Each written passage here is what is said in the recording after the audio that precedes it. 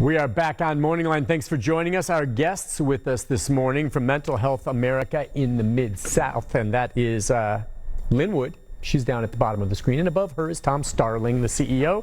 Lynn's a caregiver support specialist, and taking your phone calls. As you see, we're talking about dealing with the holidays and some of our older loved ones, especially. Many of you are caregivers and need assistance on that. We've got another caller that waited through the break, you two. Let's take Ronnie real quick. Ronnie, good morning. Hi, Ronnie. Good morning. Good morning, Ronnie. I got a question. You said you're going to mail your parents a package? Well, it's going to be my parents, and I'm going to mail it to my aunt as well. Okay. And if they're in a nursing home, make sure you kind of, make sure they get it, because I mailed some stuff to my mother-in-law, and she never did receive it, and it never did come back to me like I had my address on it. Ah. It didn't even come back. If you mail them pictures, make sure you got copies, because if you mail them and they don't get them, you lost them. That's a good point. I don't know if the problem on your end was the post office or if it was the facility you sent it to, but that's a really good point. Whenever you send anything, you need to be sure, and that's the tricky thing. I don't live near my folks. They live in Boise, Idaho, but my brother's there, and so what I may end up doing is send it to him, and he can take it over there personally. But I hear what Ronnie's saying. I mean, making sure you can get what you want to get to your loved ones if they're in these facilities that are basically locked up. Right? So if there's a caregiver kind of trying to supervise a loved one that's in a locked up facility because of COVID, what do you suggest, Lynn? Skype, keep in touch with management, lots of phone calls? Well, I would defer to the community in which these loved ones are living. Each state, county, has their own restrictions and guidelines that they have to follow. I can say, as someone who's worked in a skilled nursing facility and in several assisted livings, we do that kind of work because we care for older people. Sure. So put a tracking number on your package, drop it off at the front desk, or leave it and then call the community and say, hey, I just put something on the outside for my mom. Mail it to, like you are going to do, to a family friend. I would hope that is not typical, and that was not my experience. So I hate that package was lost. I hope it was not valuable, right. Valuable memories maybe. But you still need to send that stuff, and you need to Skype and send a card, send a letter, send pictures. Zoom is wonderful. If my parents can Zoom, then, Zoom is great. And Skyping and FaceTime and FaceTime on the phone even. Yeah, oh, absolutely. And that is the trick, unfortunately, unless there's someone there to help. I don't know. My friends say the same thing with their parents and my folks. I mean, this thing's like a Rubik's Cube to my parents. They cannot figure out the cell phone aside from just dialing and answering, or a computer. It's just to that point now, and they are suffering some memory loss and some deficit along those lines. It's just real tricky for them. That's why I'm trying to think tangibly things they can hold, be it photographs or letters or phone calls. But certainly there can be people there also, I suppose, that can help them Skype or Zoom, like you said, which is the best. If they can see you one-on-one, yeah. That way, I think it's just fantastic, don't you think? Well, I think that's where we go back to physically distancing, but we can still be social. Mm-hmm. There was a community in Brentwood, and they had a parade. The residents sat outside, and family members were in their car, and they decorated their cars, and they drove around the parking lot and hung outside the windows, and were able to see their parents and grandparents. But it was safe. We can still be social. You can still go to the front porch and the sidewalk and see your loved one. You just can't go right in there for that big old bear hug if you've been shopping, and not taking precautions. So I wouldn't count out a visit, but you have to be safe. It's the safety part of life that we're having to deal with right now. Tom, when you were talking earlier about the screening process and whether or not someone maybe would be helped by seeing a counselor or something along those lines, or a psychologist. I'm just curious, all I know is even before the pandemic hit, it seems like there's a real premium in getting an appointment these days with a psychologist, much less a psychiatrist. I mean, boy, if you want to talk about a career field to go into where you're going to be busy, that's one of them. Is that true? What have you noticed in terms of the services that are available and how easy it is to actually get in and to get an appointment? Or these days, I guess they do it electronically with a psychologist or a social worker. Yeah, it's really interesting, just the timing of this pandemic. I mean, at least we have Zoom and FaceTime and some of these opportunities. Can you imagine if this would have happened 10 years ago and we'd just be so shut down and disconnected? But there is a healthcare shortage among behavioral health specialists in Tennessee. Only a third of our counties, 30 or so out of 95 counties even have one psychiatrist. So we all need somebody to talk to. And fortunately now for telehealth, as long as you're licensed in Tennessee, you could be a psychologist or a social worker in North Carolina or in Washington State. And there are folks who are now really capitalizing on the ability to use telehealth in order to meet the demand of people who maybe need a counseling session, therapy. And, let me remind you, too, because I didn't know this, I'm not a clinician, but counseling, that type of therapy is actually an evidence-based practice. Counseling and going to see a counselor can actually change your cognitive brain. You can see changes in your brain from counseling. So, that type of therapy really does work when it comes to depression, anxiety, some different things that we're going through now and then. And I'm not talking about, things like schizophrenia and bipolar and some things that might be persistent. But, you think of times like this when there's a pandemic or a divorce or a job loss or essential workers. Even the state of Tennessee has established phone numbers that essential workers can call to get the help they need, being on the front lines. And if an essential worker needs it, I probably need it too. Mm-hmm. Yeah, I hadn't thought about that. So what you're saying is under these circumstances now, and because we've kind of had our hand forced, if you weren't able to get an appointment for a face-to-face locally here, even before the pandemic hit, telemed really makes, I didn't even really think about that. You're right. There's no reason if I needed to talk to a counselor, a qualified counselor, if there wasn't one available here, I could do it by telemed with someone in, Iowa, right?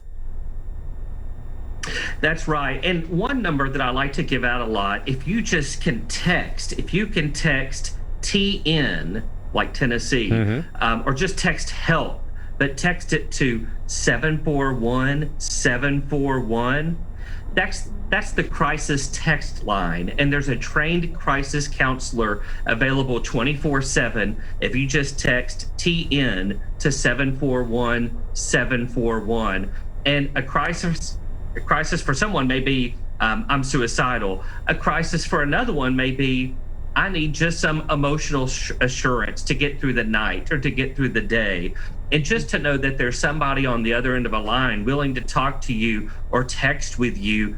I tell you, young people in particular have used this. But of course, the pandemic has really forced older adults to also start learning and utilizing texting and Zooming and technology. So I always give out that crisis text line. That's a great idea. Lynn, what is the basic demographic these days of the typical caregiver? Age-wise, can you break it down? Is it more likely to be male or female? What are we seeing in terms of the typical caregiver? Well, I think the typical caregiver is going to be a woman, but my father's a caregiver. Okay. I think that from my experience, I don't know that we can say what is typical because there's younger onset of dementia, there's later onset, there's dementia as a symptom that could be attributed to 85 different things. And you might be a caregiver for just a snippet of time. It might not be a new way of life. So we do know that 1 in 8 people are dealing with someone who has Alzheimer's disease or a dementia symptom. So if you look around your neighborhood, the support is out there. You have to be willing to talk about it. And one of the things that I have found with caregiving support is that caregivers have found other caregivers because they have let go of that stigma of needing help. I need help. I'm going to ask for help. And then they have found support with another person. And I think that mental health in general, there is a stigma that we need to break down. And going back to your counseling, it's not just psychiatrists and psychologists. There's licensed clinical social workers, there's licensed counselors, there's counseling groups. So you can get some support, and they don't have to be an MD. They are still trained. A lot of our pastors and priests have some counseling, and our internal medicine doctors now are even having more mental health training that we didn't see, 30 years ago. So you have to ask. Don't be afraid to ask, because there's help out there. We can get that help for you. Yeah, those are all good options. A lot of people through their church potentially, and it doesn't have to be. You're right. Someone with an MD coming after their name. Let's take another phone call. We've got Ann. Ann, good morning. Hi, Ann. Good morning. Morning. I have a daughter that has lived in New York this last 10 months that is normally a very strong, independent young lady that is suffering extreme PTSD and is getting help, but is coming back home to Tennessee hopefully this week. And I myself tried to be a strong individual, but have been extremely disappointed to find out that people with autoimmune, especially multiple autoimmune disorders, are probably going to be at the very bottom of the list for the vaccine, because I've been a shut-in for the last 10 months and have multiple autoimmune disorders. So any help and advice you could give to me as a mother that will be anxiously awaiting to see a daughter she hadn't seen in a year that's suffering. So any advice for me or for my child, I'll gracefully listen, because I know I'm not the only family that is in this predicament. And thanks, and have a good holiday. Thank you, Ann. You too. It's nice to hear from you. And yeah, she loves her daughter a great deal. She talks to her. She's a regular caller to this show. And I'm sorry to hear that, but there's got to be ways they can make this work. Yeah, I definitely think that just Ann's daughter coming home, them seeing each other, being together, again, as I mentioned near the beginning of the show, just that connectedness means so much. And I get that. And again, for those of us who can't be with family during this holiday, we have our pets, we have our faith communities, we have different support groups online. There's other ways to connect, even as Lynn did, sitting outside with her family, having dinner. I think that, when it comes to those types of resources when they're needed, again, that's what Mental Health America does. We love to connect people with all the different groups out there. If it's faith communities, support groups, NAMI, the Alzheimer's Foundation of America, that's part of what we do, is put you in touch with the right resources at the right time. So I would encourage you to connect with MHA of the Mid-South, Mental Health America of the Mid-South. I would also always promote our screenings, because that way you can kind of look and see, this isn't a survey in the back of a Cosmopolitan magazine. I mean, this is an evidence-based screening to look at, am I, possibly diagnosable for depression, anxiety, trauma, some of these things. And you can print those screenings out. They're anonymous, free, evidence-based. And on the back end,